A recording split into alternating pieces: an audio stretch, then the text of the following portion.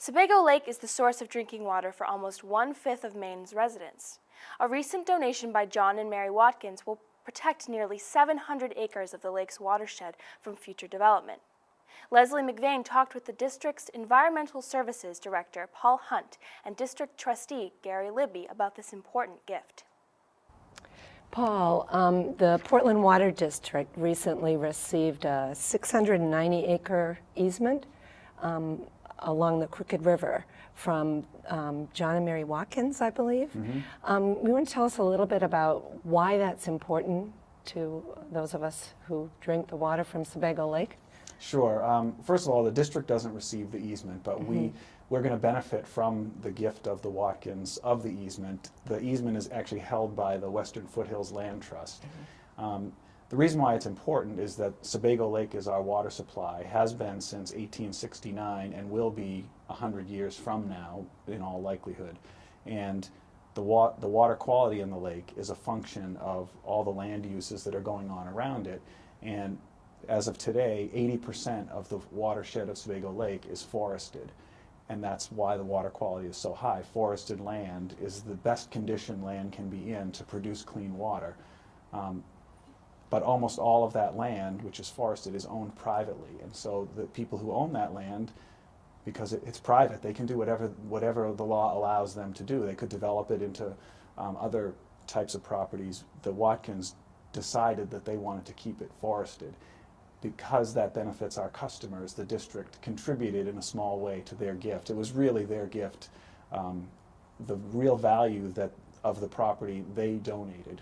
The district just helped with some of the out-of-pocket costs that go along with that. Mm-hmm. And Gary, you're on the board and have been on for quite a while of the Portland Water District.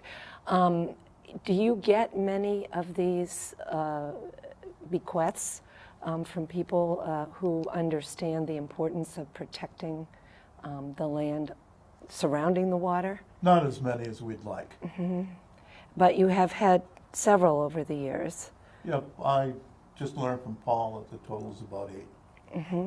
And you made a good point earlier that the watershed goes all the way, it starts in Bethel. 50 miles. 50 miles from, so explain a little more for those of us what you're doing to encourage people who own property on the watershed to do as the Watkins did.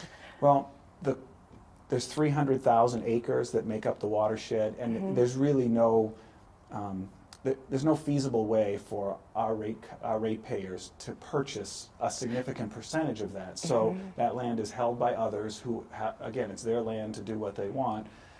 Many of them, though, bought the land and live on the land or near the land because they love its natural state. And so when we can find a circumstance where the owner of the land has in his or her mind, I want this land to be forever like this for my kids, for my grandkids, for future generations, that benefits them. That's their choice. That's what they want. And so when they're willing to do that, then we're willing to participate in some way. It's in a small way, because the cost, for example, of a 690-acre easement, essentially you're giving up the value of developing that land, can be $1 million or so. The district's contribution in this case was $6,000+ because there's out-of-pocket costs. You know, you'd think, I'm going to donate my land for future generations. Right.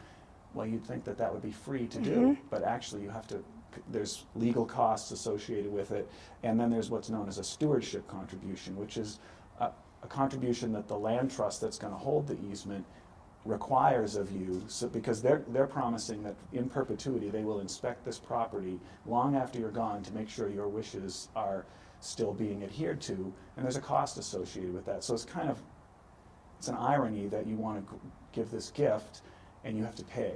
So the district has worked with the land trust and let them know that where we can, we'll contribute, and if we'll consider a contribution to help defray some of the out-of-pocket costs, and that's what happened here. So, do you have a fund for that, Gary? We do. We have a land acquisition fund, most of which is used to buy property that's immediately on the shore of Sebago Lake and within the 2-mile limit that we've established to try to own everything. But for property that's farther from the lake and up into the watershed, our land acquisition fund allows us to do things like this, which is to assist in the purchase of easements.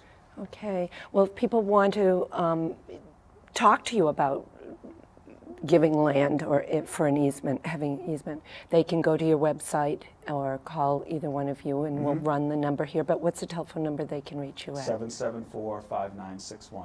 Terrific. Well, it's a win-win for all of us It when really people is. do that. Thank you for being here. Thank you.